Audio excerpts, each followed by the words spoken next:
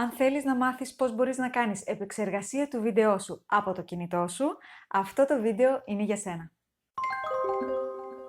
Γεια σου, είμαι η Χριστίνα και βλέπεις Make Video Greece, το κανάλι που σε βοηθάει να κάνεις τα δικά σου επιτυχημένο βίντεο και σου μαθαίνει όλα τα κόλπα του YouTube.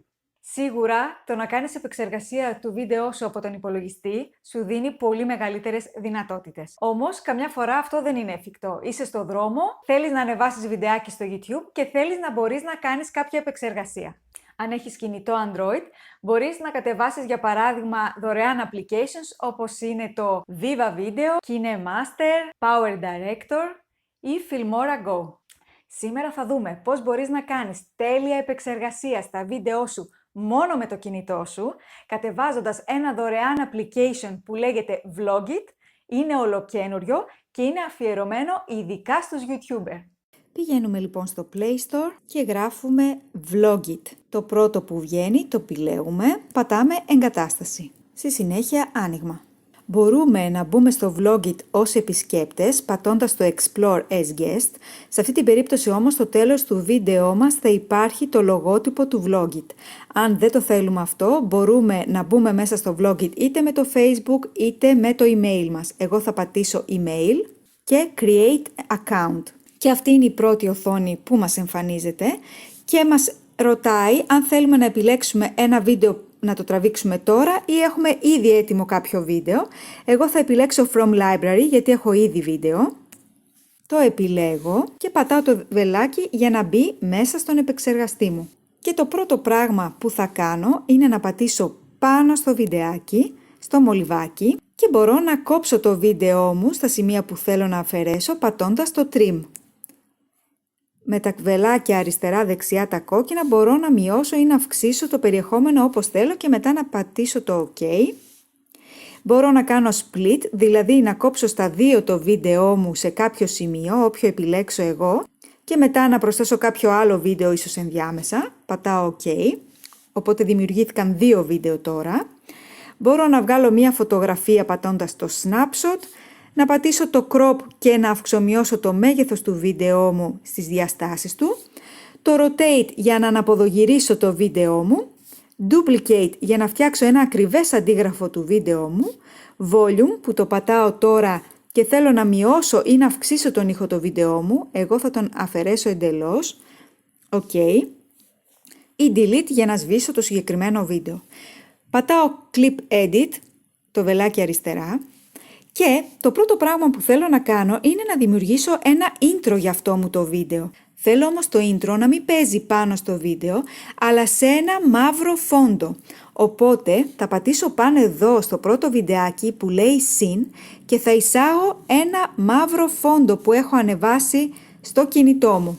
Photos, μαύρο φόντο. Στο μαύρο λοιπόν φόντο πατάω text και μου εμφανίζονται ένα σωρό διαφορετικά intros που μπορώ να χρησιμοποιήσω, τα οποία είναι έτοιμα.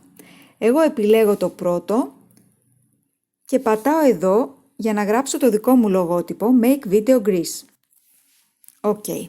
Και θέλω να μειώσω τη διάρκεια του intro μου στα 2 δευτερόλεπτα. Ok.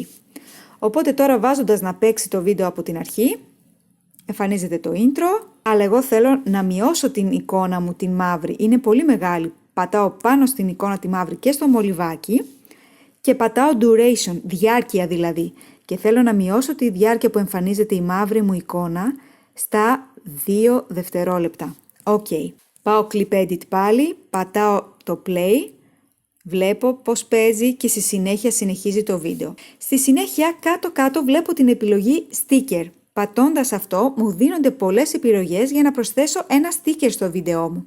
Για παράδειγμα, αν μιλάω για μία κάμερα, μπορώ να προσθέσω την καμερούλα αυτήν εδώ και να εμφανίζεται εδώ κάτω στο βίντεό μου την ώρα που μιλάω.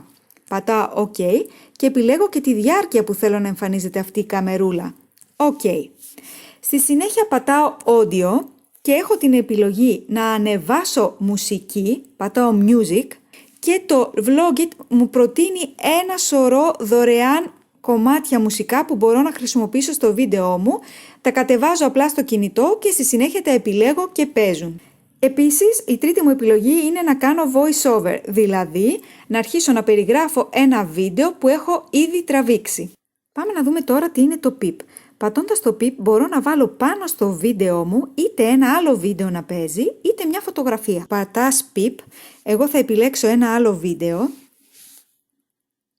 και μπορώ να το αυξομοιώσω εδώ αυτό το άλλο βίντεο που θέλω να παίζει την ώρα που μιλάω και να το μεταφέρω όπου θέλω. Και επίσης να διαλέξω και τη διάρκεια που θέλω να εμφανίζεται στο βίντεό μου αυτό το νέο βίντεο. OK. Τα transitions είναι ο τρόπος να περνάς από το ένα βίντεο στο άλλο. Speed είναι η ταχύτητα που θέλω να παίζει ένα βίντεό μου, μπορώ να την αυξομοιώσω. Και filter είναι διάφορα φίλτρα που μου προτείνει το Vlogit, μπορώ να επιλέξω όποιο μου αρέσει. Αφού τελειώσω με την επεξεργασία του βίντεο, πατάω εδώ πάνω δεξιά και το σώζω. Στη συνέχεια μου δίνει τη δυνατότητα να δημιουργήσω ένα thumbnail, δηλαδή μια εικόνα εξωφύλου για το βίντεό μου. Το πατάω και πατάω frame για να επιλέξω ποιο στιγμιότυπο από το βίντεό μου θέλω να εμφανίζεται στο thumbnail. Ας πούμε ότι μου αρέσει αυτή εδώ η σκηνή. Πατάω OK και στη συνέχεια πατάω text για να γράψω ό,τι θέλω. OK, οπότε έχω κάνει και το thumbnail μου. Και στη συνέχεια μπορώ να το μοιραστώ πατώντας εδώ κάτω και έχω τη δυνατότητα να το ανεβάσω απευθείας στο YouTube ή στο Facebook ή όπου αλλού θέλω. Αυτά είχα να σου πω για το Vlogit. Γράψα μου κάτω στα σχόλια ποιο είναι το δικό σου αγαπημένο application για να κάνεις επεξεργασία στα βίντεο σου από το κινητό. Αν σου άρεσε αυτό το βίντεο, πάτα like και μοιράσου το με τους φίλους σου και μην ξεχάσεις να κάνεις εγγραφή στο κανάλι. Ανεβάζω βίντεο με κόλπα του YouTube κάθε εβδομάδα. Μέχρι την επόμενη εβδομάδα λοιπόν να είσαι πολύ καλά. Γεια σου!